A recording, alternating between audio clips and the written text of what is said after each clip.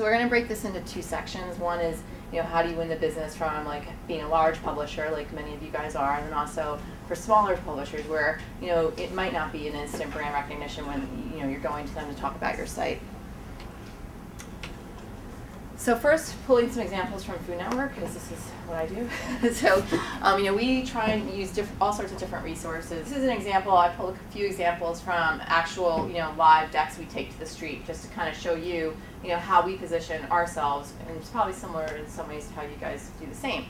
So here we're using Simmons Multimedia Study to show that in terms of ad receptivity and like purchase intent, like how do, because this is important to your clients, how does Food Network stack up against the competition? So this is saying, okay, well, Food Network is, is #1 in terms of being a favorite, according to the panel. #1 in getting people to try new things. And also it's a great way for people to learn about new products, and it inspires people to buy things. So we hear this a lot, from even just, guerrilla research we'll do with our consumers, but having this actually, substantiated by Simmons is helpful and something you could take to the street to further boost your credibility. We also look at, one of the key things that all of you guys I'm sure do is you look at your overall size and also time spent, because engagement's key. You want advertisers to know you're actually going to be on the site, they're spending time so that they'll see that advertising, you're not just in there and out of there. So here's a slide of how we show, that we kind of dominate the food space. So SN Digital Food, which is not just Food Network, but we include all Recipes Are, RachelRay.com is part of our site, Health Eats, and a few small sites. That all rolls up into what we call SN Digital Food. So in total, we have 14 million uniques, and our time spent is about 13 minutes, which is much higher than it's like about 33% higher than our nearest competitor. So that's a great story that we like to share. People are on our site kind of talking about, they're there to see Bobby Flay cook, they're in videos, they're checking out recipes. So, if you're an advertiser, you want to be in a site where people are engaged with the content, and it's a quality content story. There's also, different competitive ad metrics you could look for.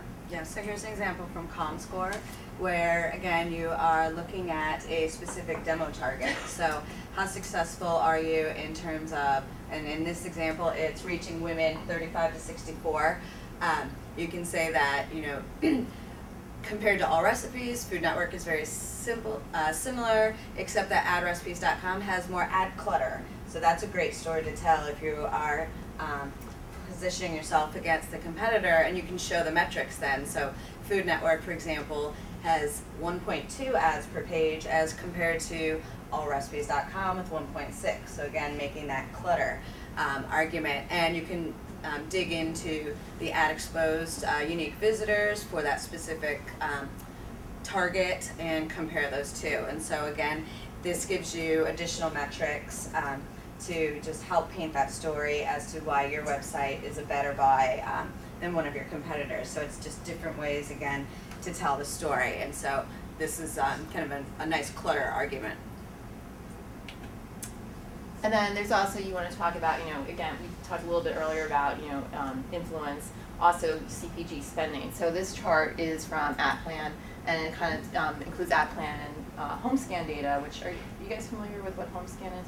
It's Nielsen. It's a Nielsen product, and basically they give people like scanners. So every time for people who are on the panels that they're already tracking like their media usage, their everything they bring home they kind of scan.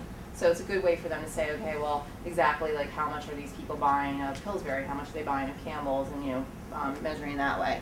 So you take that, you marry it up with what the data they have on media usage, and you get a really good sense of like, on this column, how are people spending, and then across from left to right, are these people providing frequent advice on like food and beverage stuff. So again, the story is great for Scripps Networks Digital. We have a really high spend and a really high influence factor in comparison to our competition.